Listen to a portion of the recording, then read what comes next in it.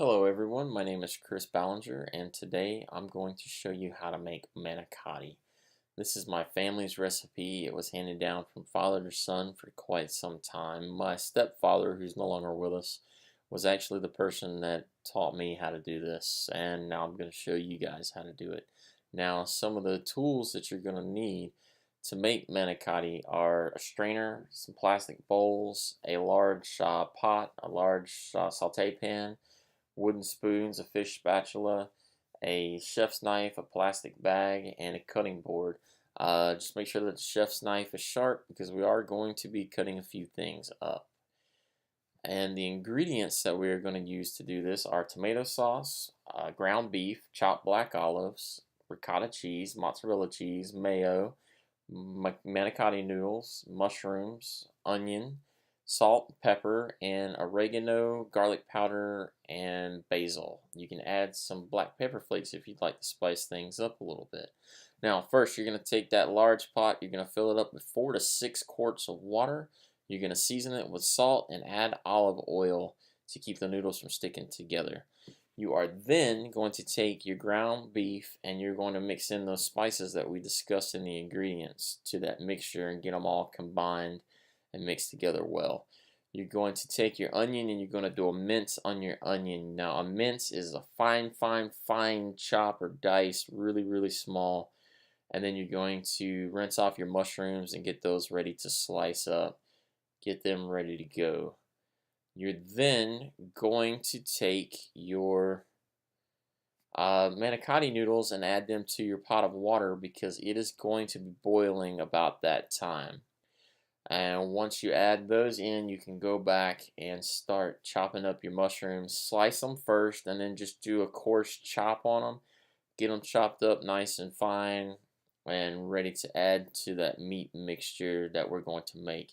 You're going to take your large skillet, you're going to put it on medium-high heat, you're going to add your ground beef to it, and you're going to start to brown your ground beef using that fish spatula to break it up nice and evenly so that you get some pretty good chunks of meat in there. Be careful when you're doing this because the grease does tend to splash out. It can burn you. It's not fun. I've done it a couple of times. You're going to then take that ground beef after it's about 3/4 of the way done. You're going to add those mushrooms, onions, and black olives to it and continue to cook that ground beef with those ingredients added to it. You're also going to take your manicotti noodles and strain the water out of those because you don't want to overcook them. Usually about 7 to 8 minutes is all you need. You're going to then add those manicotti noodles to a bath of cold water and ice to keep them from cooking. It's called a shock. And then you're going to continue to cook that meat mixture until the onions are translucent, your mushrooms are semi-soft. You want them to have a little bit of a bite to them when you bite into the mushrooms. Still, it gives you that nice texture. Strain your ground beef. You want to get that extra excess grease out of there. And also take your pan and wipe it out with a paper towel or a towel to get the excess grease out of there because you just don't want it in your food. It doesn't taste very good. It's kind of unsightly. Sometimes it'll rise to the top of your food and leave like a puddle on it. You're going to return your meat mixture to that pan and put it on a medium-low heat. This way it begins to heat up again because you're going to want to melt the ingredients that we're adding to it next. This way it'll make it a little bit easier to incorporate those ingredients when we are ready to go. Now, when we add these ingredients, it's going to be your mayonnaise. It's going to add a creamy texture to this mixture that we're going to make. You're going to add in your ricotta cheese, about 16 ounces, and you're going to add your mozzarella cheese, which will be about 2 cups. And you're going to get those all added in, and your meat should be hot again by this time. You're going to start to incorporate it and kind of fold it into the mixture.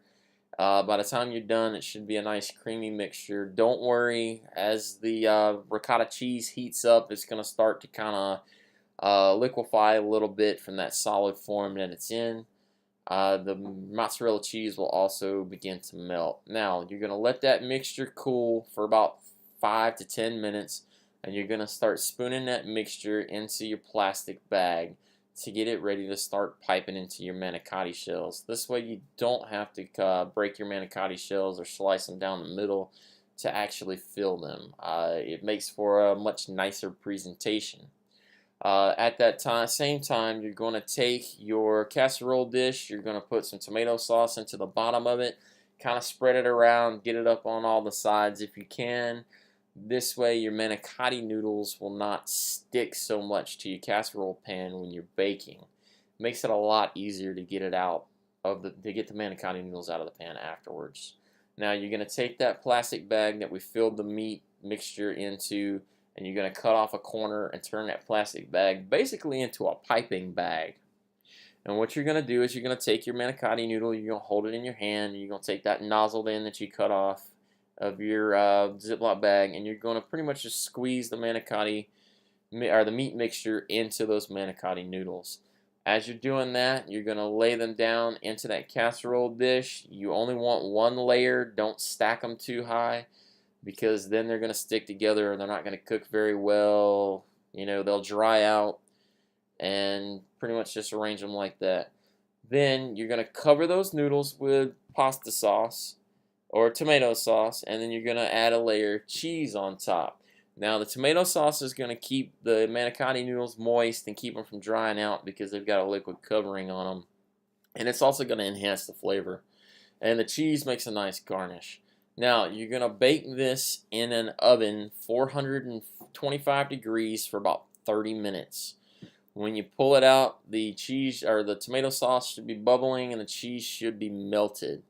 Very nice, hot. Everything inside of the manicotti noodles should be about 165 degrees, is usually fully cooked. When you're done, you're going to put them on a plate, serve it with bread,